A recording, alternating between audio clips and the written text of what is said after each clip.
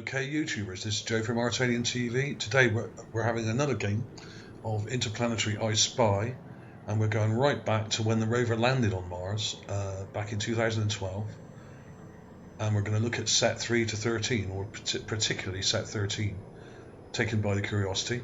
Now, I've got it up here, set 13, on the JPL NASA website.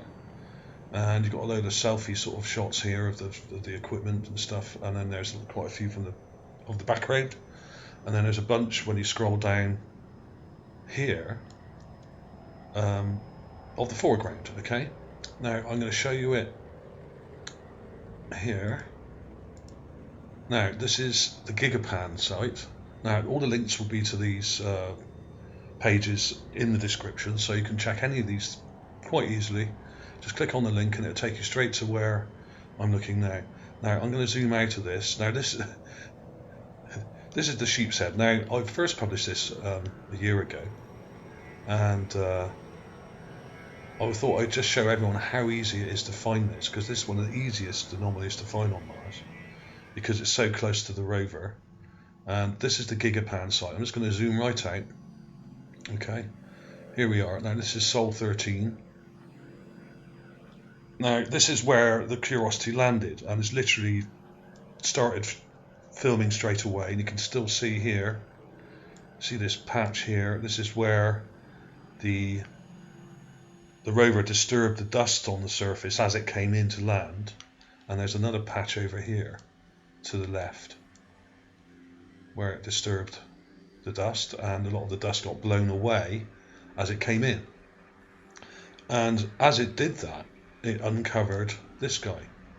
Now you can see how close this is to the rover. This is the rover here, obviously, and you just look straight above it, and there is what looks like a sheep's head, or sheep's skull, or some kind of maybe an antelope, or sheep, or goat, or some kind of what we would call a sheep.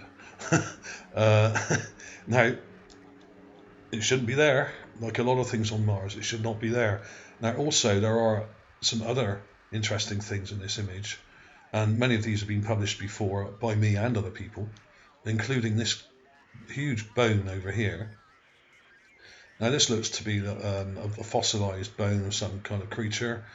Now I've done a video on this about a year ago also, back in January 2014, sorry, and this could be a bird's, but a fossilized bird bone, or a dinosaur bone, or couldn't tell you, but it certainly looks like a bone. It's bone shaped, and it has what looks like part of the joint there.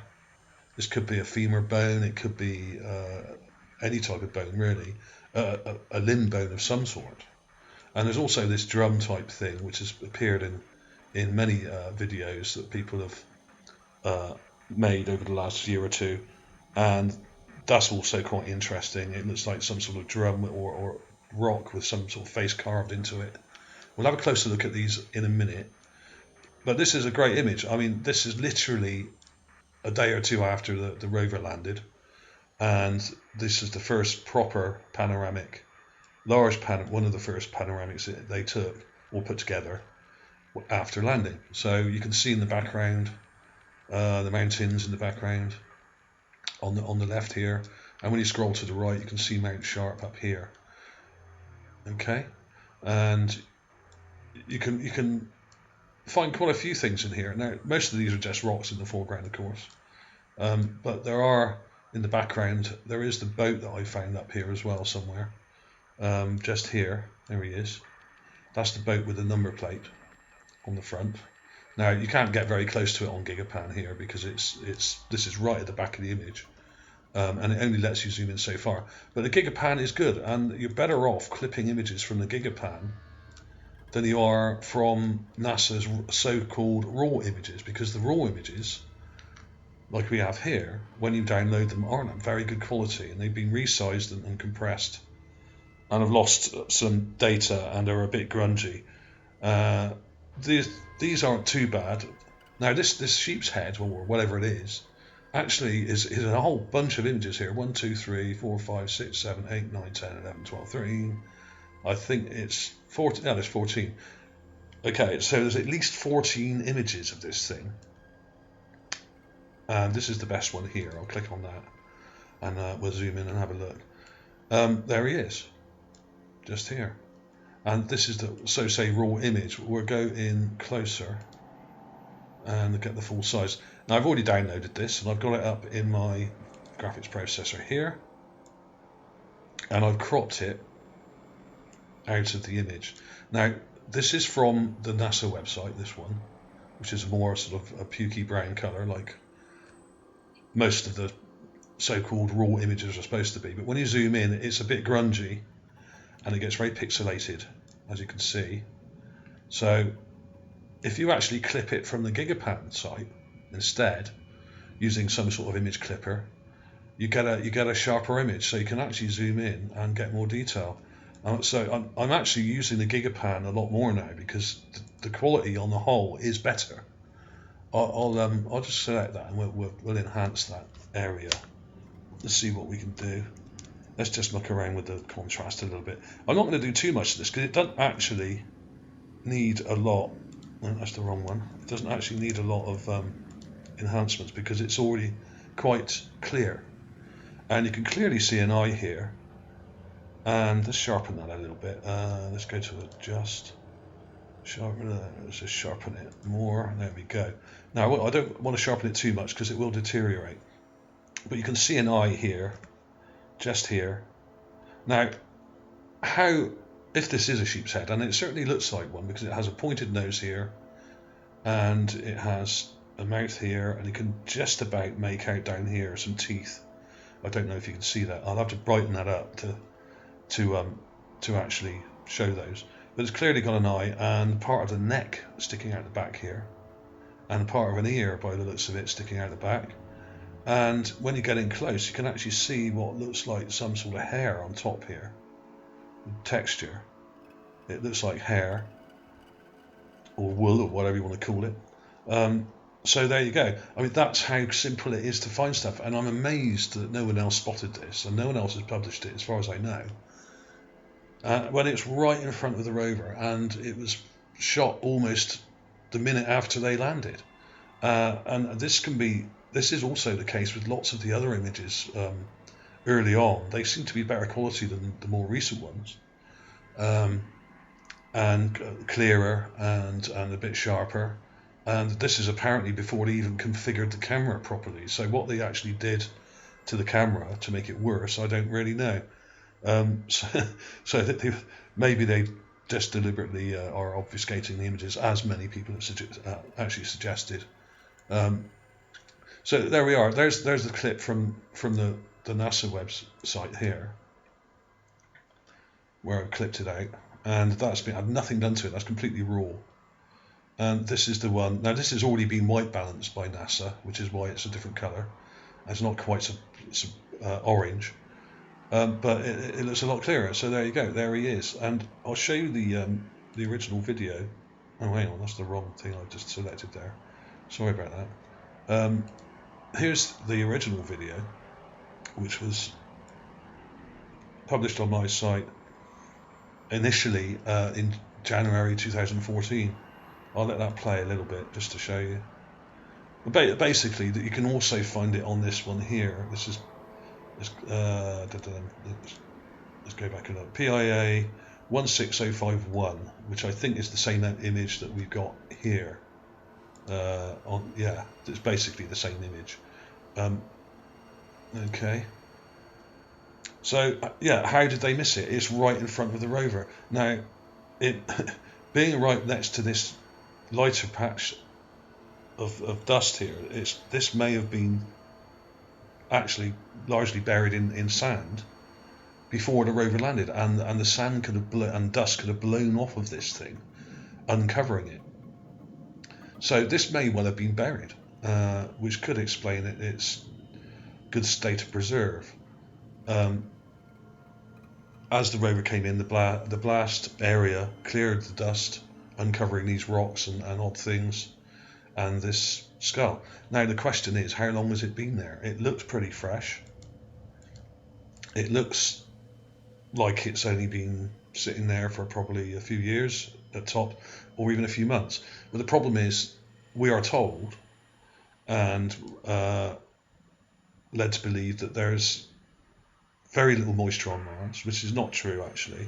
In this particular area, near the equator, is very dry, and like this other possible sheep's head or skull or whatever it is here, this is from a different area. If there is only a small percentage of oxygen, 0.2% oxygen on Mars, like there's supposed to be, and there's very little moisture in this particular area, then these things would freeze dry because it gets very cold at night, and preserve properly for thousands of years. If you Google Don Juan Pond Antarctica, or Google mummified seals Antarctica, you will see pictures, and you can go on my site ArtAlien.net and look this up. There are seals in Antarctica that have been found and carbon dated at over 6,000 years old, and are in perfect state of preservation, because basically it's so dry and cold that they are literally freeze dried and just lie on the surface for thousands and thousands of years before they eventually get eroded by the wind. Now, we're told that Mars is quite windy. I don't actually think it is particularly windy in Gale Crater. I haven't seen any real evidence of any wind down there. We have seen pictures of twisters on Mars, that sort of thing. But that's on the surface of Mars. This is not the surface of Mars. This is subsurface. This is a long way down. This is 4.5 kilometers down. This has its own microclimate. It's probably very warm down there because of geothermal activity. It's dry on the surface, but just below the surface there is water, because it's low in the water table, and probably at certain times of year it will get quite damp down there. And there is a riverbed at the bottom of Mount Sharp. So I'm guessing that the conditions are absolutely perfect for this kind of preservation, and this would explain why these are so well preserved. The other option is, of course, is that they are fresh, which means that these creatures only died very recently. Now, that could be 100 years, it could be 1,000 years, it could be 10,000 years, it could be 10 million years. We really don't know, but looking at the state of the preservation of these specimens, they don't look fossilized. This is not a fossil. This is a fresh skull or head of a creature with fleshy material still on it, and you can even see the teeth here and flesh around the nose. This looks kind of wrinkled and sort of freeze dried, like you would expect it to be. Let's darken that a little bit more. Let's get some more out of that, and I'll use the sharpen tool on it. So, I mean, anybody's guess really as to how old this thing is. It really could be only a few years old, or it could be many thousands of years old. I'm guessing it's not that old. I mean, look at the eye detail. You can even see a pupil here in the middle, the dark bit in the middle. I mean, for that level of preservation to be on a specimen, it would have to be really quite fresh, and I would say less than 10,000 years old, depending on whether the conditions are what we're told they are. So there we go. I won't sharpen it too much because it would just get a bit stupid if I do. Let's blur it a little bit just to take that back a little bit. Here's the blur tool. No, that doesn't really help much, but you get the idea.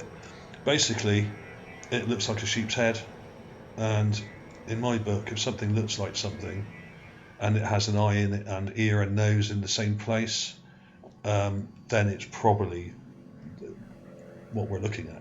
It's probably exactly what we're looking at.